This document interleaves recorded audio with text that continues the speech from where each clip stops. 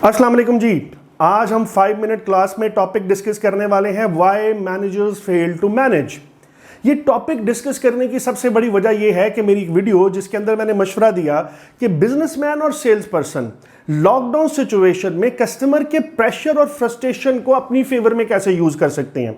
कराची के एक बहुत बड़े बिजनेस ने अपने स्टाफ को बिठा के उनको ये वीडियो दिखाई और उनको बताया कि किस तरह से हम फर्दर स्ट्रेटजीज बनाएंगे। जब मैंने ये देखा कि मेरी वीडियोस को एम्प्लॉयज देख रहे हैं तो मैंने सोचा कि इस वक्त इस वीडियो को लॉन्च करना बहुत ज़्यादा ज़रूरी है, दैट व्हाई मैनेजर्स फेल। तो हम बगैर टाइम वेस्ट किए अपने टॉपिक की तरफ चलते हैं। मैं 3 पॉइंट से इसको कवर करूंगा। पहला है डेलीगेशन ऑफ अथॉरिटी, दूसरा है यूनिटी ऑफ कमांड एंड तीसरा है चेन ऑफ कमांड।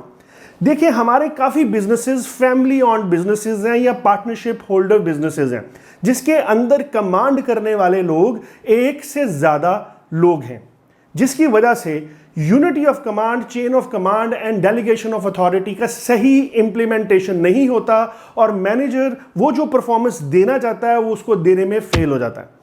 इसको डिटेल से बताऊं तो मैं इन तीनों टर्मिनोलॉजी को डिफाइन करूंगा और फिर आपको बताऊंगा कि प्रॉब्लम कहां पे फॉल करती है। अगर हम बात करते हैं डेलीगेशन ऑफ अथॉरिटी की, तो उसके अंदर अपनी पावर्स नीचे अपने एम्प्लॉयज को, मैनेजर्स को, सुपरवाइजर को ट्रांसफर करना। ये ट्रांसफर करने की कुछ वजूहात हैं। पहली ये कि आप सुपरवाइजरी एक्टिविटी मैनेजर्स और सुपरवाइजर्स के ऊपर डिपेंड कर दें, उनको डिवाइड कर दें। वो आपकी ऑर्गेनाइजेशन के पैटी इश्यूज और छोटे मैटर्स को संभालें जिसके अंदर सुपरवाइजरी एक्टिविटी ज्यादा है और आपका टाइम वेस्ट ना हो। और बीइंग मैनेजर आप स्ट्रेटेजिकल डिसीजन ले सकें। इस वजह से डेलीगेशन ऑफ अथॉरिटी के थ्रू आप अपनी पावर्स और कुछ डिसीजन लेने की ताकतें नीचे अपने एम्प्लॉयज में डिस्ट्रीब्यूट कर देते हैं। लेकिन जहां हमारी कंपनीज गलती करती हैं वो ये कि वो चेन ऑफ कमांड और यूनिटी ऑफ कमांड को नहीं समझती। देखिए, चेन ऑफ कमांड में ये है, आपके नीचे 2 मैनेजर हैं, एक फाइनेंस को डील कर रहा है, एक मार्केटिंग को डील कर रहा है। अब जो फाइनेंस को डील कर रहा है उसके नीचे 5 लोग हैं, जो मार्केटिंग को डील कर रहा है उसके नीचे 10 लोग हैं। अब आपने ये करना है कि आपने चेन ऑफ कमांड बनाने के बाद उसको तोड़ना नहीं है। अब मैं बताता हूं एग्जांपल। फर्ज करें आप ऑर्गेनाइजेशन में इंटर हुए हैं, तो फाइनेंस के नीचे जो काम करने वाले 4 लोग हैं उनमें से एक कोई गलती कर रहा है and being the owner of the manager आप जाते हैं और आप जाके उसको उसी मोमेंट पे डांट देते हैं कि तुम ये क्या गलती कर रहे हो, तुम्हें ये काम नहीं करना चाहिए था, तुम्हें ऐसे नहीं करना चाहिए था। और आप वापस आते हैं, फिर आप उस मैनेजर को बुलाते हैं, आप उसको भी डांटते हैं, एम्प्लॉय को भी डांटते हैं। यहां आपने चेन ऑफ कमांड का पास नहीं रखा, जिसकी वजह से मैनेजर्स की पावर्स कम पड़ गई। आपको चाहिए था, आपने उसको गलती करते हुए देख लिया, आप स्कूल से अपने ऑफिस में आते, आपने जिनको पावर डेलीगेट की थी आप उसको बुलाते और आप उसको ये बताते कि तुम्हारे नीचे काम करने वाला बंदा ये गलती कर रहा है, तुम्हारी ये रिस्पॉन्सिबिलिटी है कि तुम उसको ठीक करो। चूंकि आपने डेलीगेशन ऑफ अथॉरिटी इसी वजह से की है कि आप छोटे छोटे पैटी इश्यूज में ना पड़े।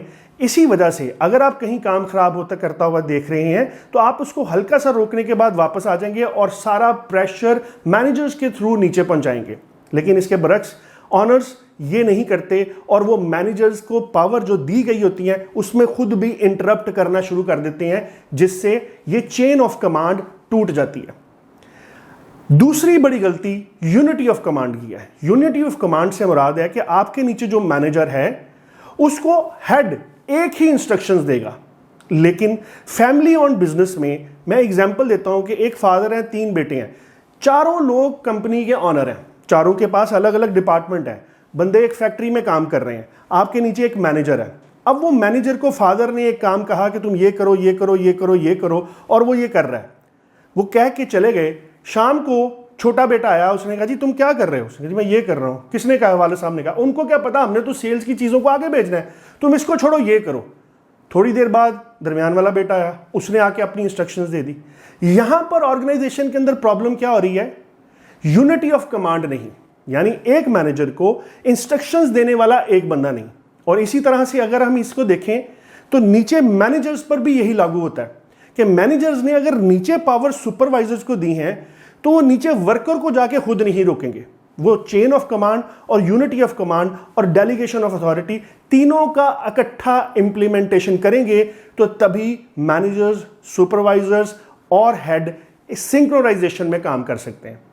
हमारी कंपनीज क्या करती हैं, वो सिर्फ डेलीगेशन ऑफ अथॉरिटी करती हैं और चेन ऑफ कमांड और यूनिटी ऑफ कमांड दोनों का इस्तेमाल नहीं करती, जिससे डेलीगेशन ऑफ अथॉरिटी की पावर्स कम हो जाती हैं। फॉर एग्जाम्पल, एक मैनेजर ने एक बंदे को निकाला, वो बंदा भाग के बॉस के पास गया, बॉस ने उसको वापस रख लिया। यहां पर फिर आपने चेन ऑफ कमांड का पास नहीं रखा। तो अगर आप चाहते हैं कि आपके मैनेजर्स और अगर मैनेजर्स चाहते हैं कि आपके सुपरवाइजर सही परफॉर्म करें, तो तीनों चीज़ों का सही इंप्लीमेंटेशन करना सीखें और उसको अपनी ऑर्गेनाइजेशन में अप्लाई करें। उम्मीद करता हूं मेरा लेक्चर आपको पसंद आया होगा। इंशाल्लाह नेक्स्ट लेक्चर में नेक्स्ट टॉपिक के साथ मुलाकात होती है। अल्लाह हाफिज़।